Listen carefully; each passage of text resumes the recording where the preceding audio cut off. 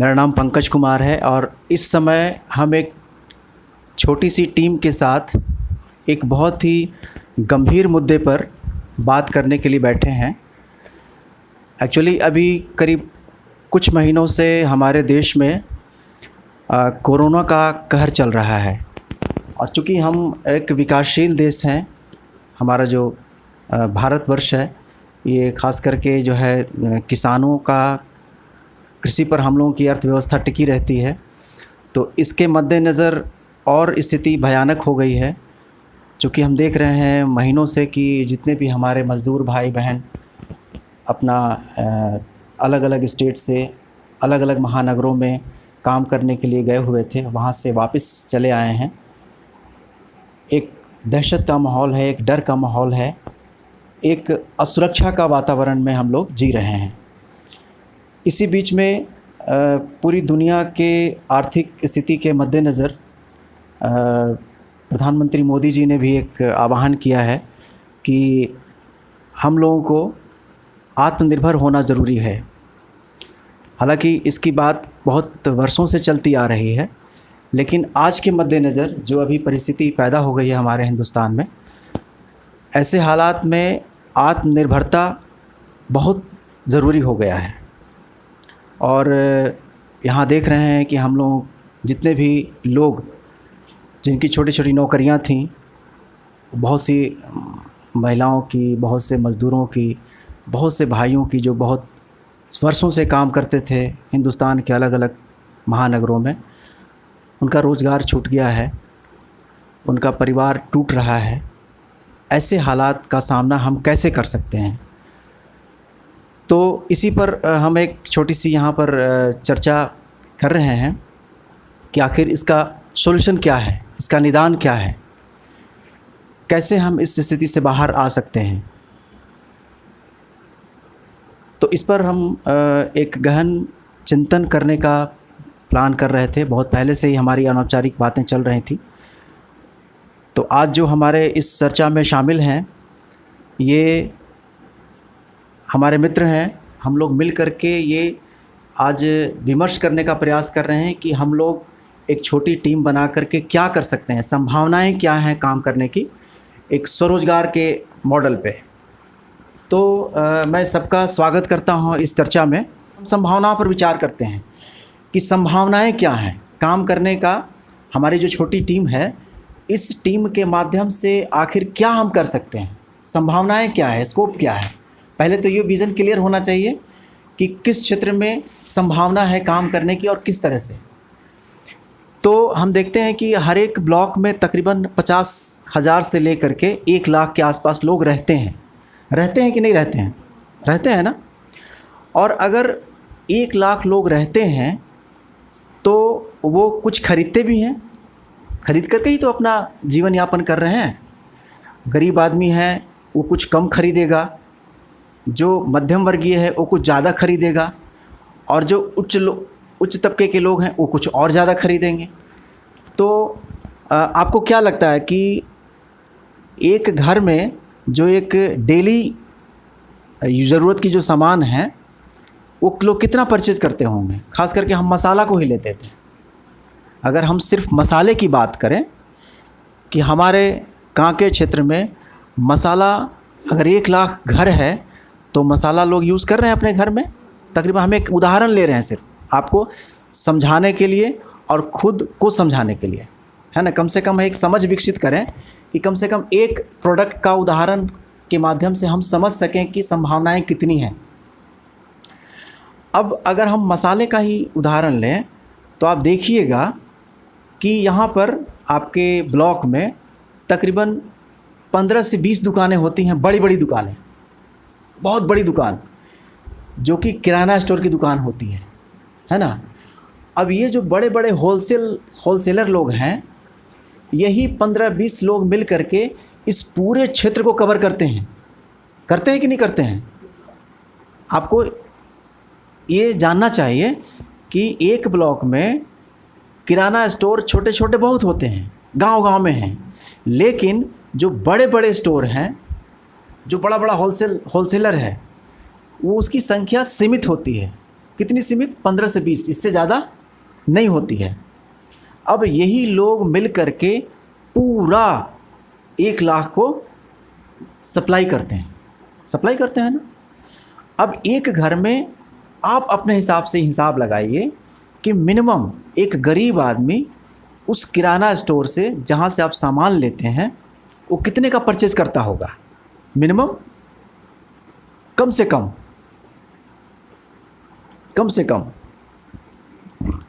500, 600, 1000, 1500, 2000, 4000, 5000, इतने का तो करता होगा। हम 1000 ही मानते हैं। अगर 1000 का परचेज आप चाहे साबुन लेते हो, चाहे सर्फ लेते हो, चाहे तेल लेते हो, चाहे आटा लेते हो, चाहे मसाला लेते हैं, हम मसाले की बात अभी ज़्यादा कर रहे हैं, तो कितना पैसा? कम से कम 1000 हमने माना है। गरीब आदमी भी कम से कम 1000 का सामान तो खरीदता है ना। अब हिसाब लगाइएगा कि 1000 का सामान अगर एक गरीब आदमी भी खरीदता है तो वो कितने का हो गया? आबादी हमने कितनी करी है? कम से कम 1 लाख। 1000 गुने 1 लाख मल्टीप्लाई करिए रोहन जी कि कितना हुआ। मल्टीप्लाई करके, हमको ज़्यादा हिसाब नहीं आता है लेकिन ये मोटा मोटा हिसाब है। 1000 गुने 1 लाख हम मिनिमम मान के चल रहे हैं।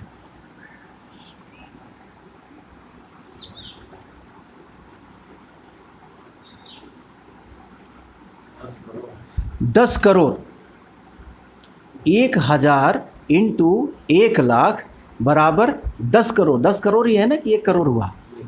10 करोड़ हुआ। ठीक है, ये एक छोटा सा उदाहरण है। एक छोटा सा उदाहरण मैंने दिया कि संभावना कितनी बड़ी है।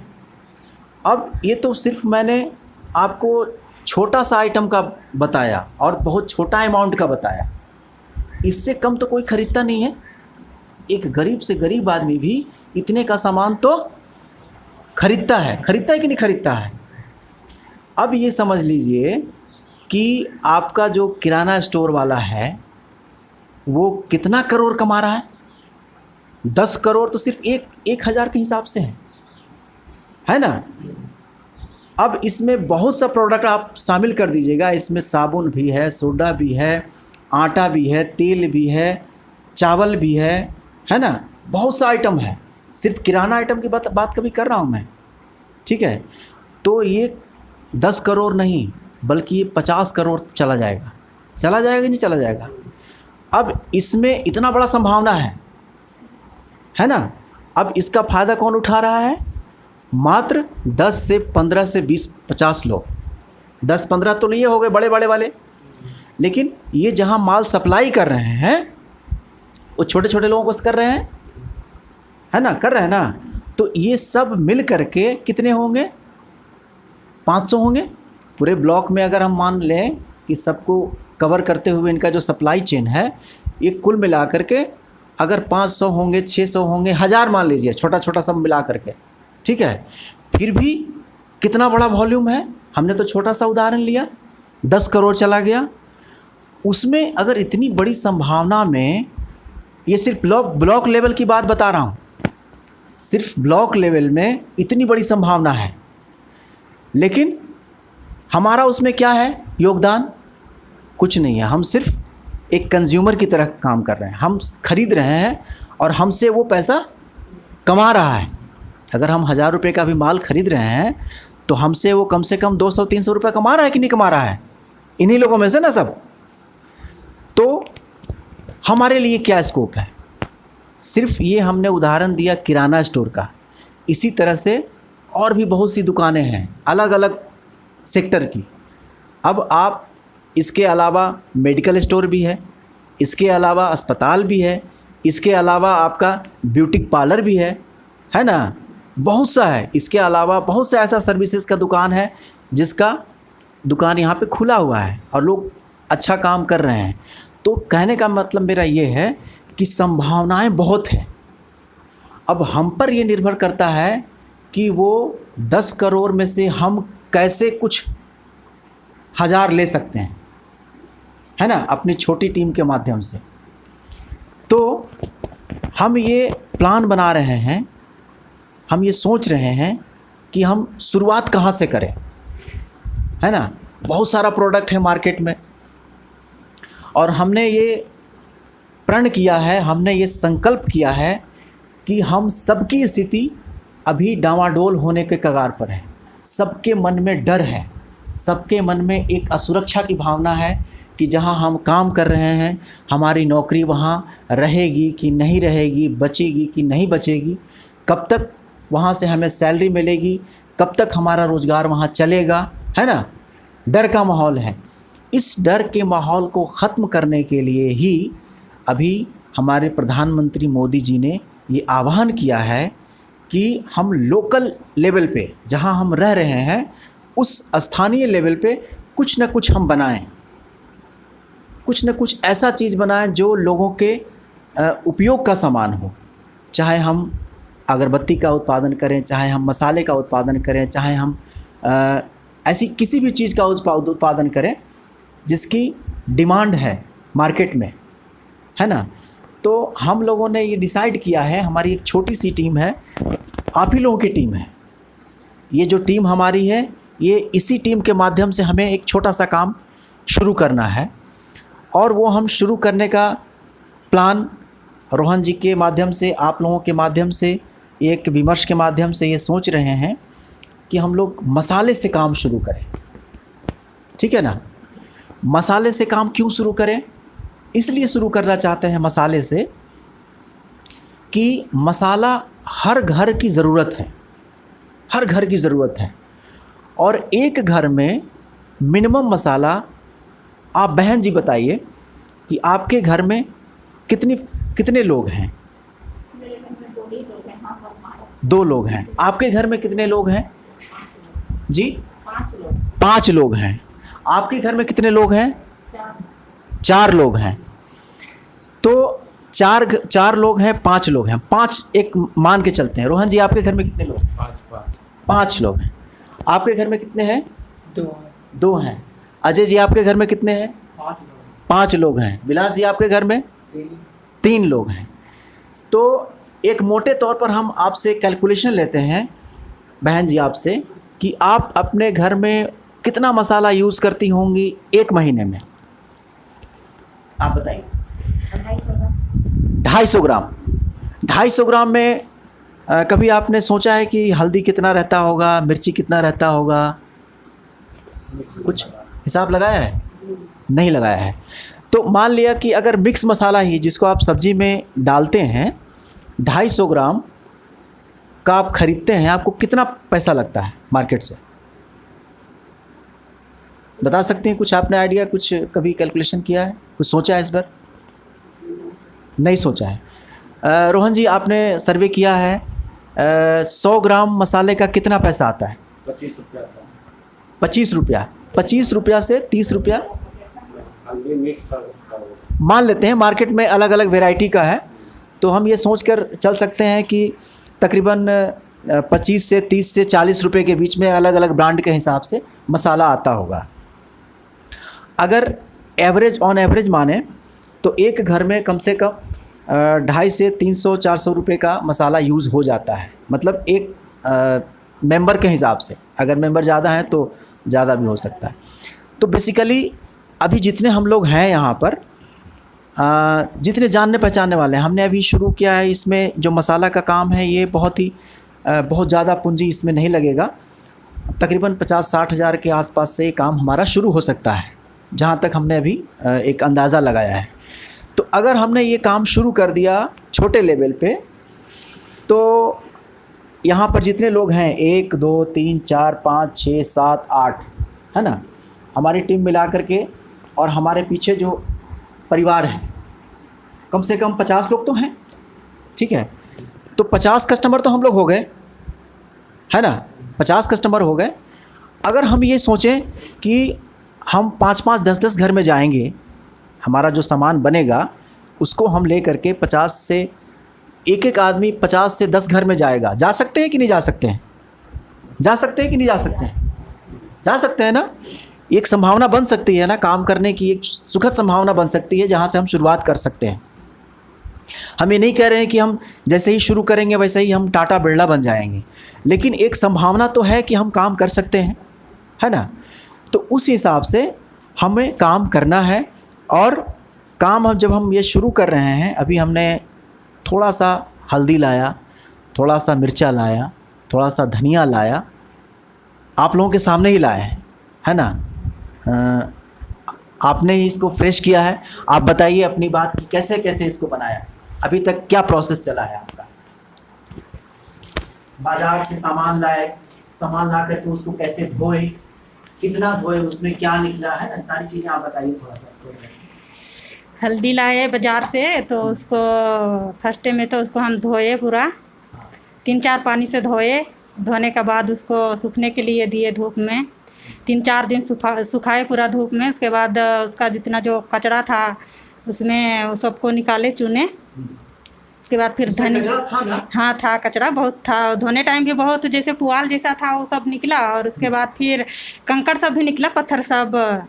फिर उसमें मोरा हुआ जो हल्दी है वो भी निकला, उसको सबको हटाए। उसके बाद फिर धनिया से चुने, धनिया में भी बहुत कचरा था, मिट्टी था, उसको धोए, साफ़ किए, फटक बना के। फिर मिर्चाई को सुखा के पूरा धूप में उसका डंटी तोड़े। उसके बाद उसको पिसाएंगे, पिसाया तो नहीं है, पिसेंगे। अच्छा, हाँ, अभी आगे वाला प्रोसेस आएगा, है ना। तो अभी हमने ये शुरुआत करी है बहुत छोटे लेवल पे। हमने हल्दी लाया, हल्दी लाने के बाद फिर उसको धोया, धोने के बाद उसको सुखाया, सुखाने के बाद उसको तोड़ा। और एक छोटी सी मशीन हम लोगों ने अभी लाया है मार्केट से, और उसमें हम इसको पीसेंगे। पीसने के बाद ये जो हमारा ये पैकेट है, ये प्लास्टिक का पैकेट है, इस प्लास्टिक के पैकेट पे हम लोग पैक करेंगे उसको। और पैक करने के बाद हम सबसे पहले अपनी जो मार्केटिंग स्ट्रेटजी है वो ये हमने बनाया है कि हमारी जो छोटी सी टीम है, इस टीम के माध्यम से एक एक जो हमारे टीम मेंबर हैं वो टीम मेंबर को हम प्रशिक्षित करेंगे कि हम ट्रांसपेरेंसी के रूप में कैसे इस प्रोडक्ट को तैयार कर रहे हैं। जैसे आपने सुना अभी कि बहन जी बता रही थी कि हम मार्केट से लाए, मार्केट से लाने के बाद उसको धोया, धोने के बाद उसको सुखाया, सुखाने के बाद उसको तोड़ा, और अभी हम इसको मशीन पे ले जाएंगे। तो इसके बाद जो हम इसकी अगली कड़ी में हम इस टीम के माध्यम से जो हम ये काम शुरू किए हैं, इसकी पूरी हम रूपरेखा आपको बताते रहेंगे स्टेप बाय स्टेप कि कैसे आप स्वरोजगार को स्टेप बाय स्टेप कैसे बढ़ा सकते हैं। और जो भी चुनौतियां सामने आएंगी उस चुनौतियों को साझा भी हम आपसे करेंगे कि हमें मार्केटिंग स्ट्रेटजी पे बनाने में इसमें क्या क्या चीज़ों का सामना करना पड़ेगा, क्या क्या परिस्थिति आएगी कि उसका हम कैसे सामना करेंगे, कैसे हम इसका मार्केटिंग प्लान बनाएंगे। और इसमें पूरी एक ट्रांसपेरेंसी हम बरतेंगे। इसकी पूरी इन्फॉर्मेशन हम बीच बीच में आपको देते रहेंगे ताकि आपको लगे कि आप भी अपने क्षेत्र में इस तरह का प्रयास एक कर सकते हैं, और जो कठिनाइयाँ आएंगी उस कठिनाइयों को आप कैसे झेल सकते हैं, झेल करके आगे बढ़ सकते हैं। तो इससे आगे वाले एपिसोड में हम यही आपको बताएंगे कि अभी तक मसाला हमने बनाया नहीं है, बनाने के स्टेज पे पहुंच गए हैं, और कल से इसकी तैयारी शुरू होगी पीसने का और इसको पैकिंग करने का। पैकिंग करने के बाद जब हम मार्केटिंग स्टेज पे पहुंचेंगे तब हम घर घर जाएंगे। पहले हमारी जो टीम है उस टीम के माध्यम से हम घर घर जाएंगे, और एक एक मेंबर जो है हमारा वो 5 से 10 घर को अप्रोच करेगा। साथ में हम भी जाएंगे और उनको मोटिवेट करने का प्रयास करेंगे कि आपका जो लोकल है, जैसे प्रधानमंत्री मोदी ने कहा कि लोकल के लिए वोकल होना पड़ेगा हमें। इसका मतलब ये है कि जो आपके लोकल एरिया में सामान बन रहा है उसके बारे में आप अवेयर हों, जानकारी प्राप्त करें कि वो कैसे बन रहा है, बनाने का प्रोसेस क्या है, कौन लोग बना रहे हैं। यहाँ जो हमारी टीम बना रही है इसमें हमारी जो महिला स्वयं सहायता समूह है वो इसको बना रही है, और बनाने के बाद इसकी जो मार्केटिंग है वो उन्हीं के कंधों पे होगी। और इसके बाद जो कठिनाइयाँ आएंगी, निश्चित रूप से कठिनाइयाँ आएंगी, आएगी कठिनाई, किस तरह की कठिनाई आती है और उसका कैसे हम सामना करेंगे, ये सारी चीज़ें हम आपस में शेयर करते रहेंगे, और जो भी एक्सपीरियंस होगा हम आपको बताते भी रहेंगे।